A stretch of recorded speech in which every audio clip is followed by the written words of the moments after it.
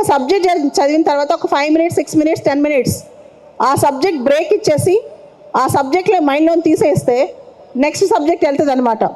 మీరు చూస్తే చాలామంది స్పోర్ట్స్లో టాప్ ఉంటారు, మ్యూజిక్లో టాప్ ఉంటారు, స్టడీస్లో టాప్ ఉంటారు, డాన్స్లో టాప్ ఉంటారు. ఒకటే కిడ్ అన్నిట్లో ఎలా టాప్ ఉంటారంటే they are multi talented, they follow certain techniques. అట్లాంటి టెక్నిక్స్ మన పిల్లలకు నేర్పించాలి.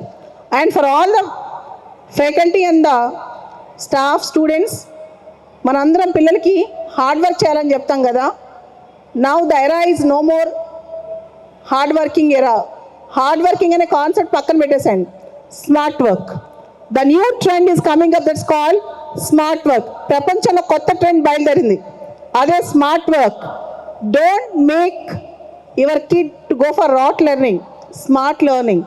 కొత్త technology smart, critical thinking, smart learning, ఇవన్నీ ట్రెండ్స్ అన్నమాట.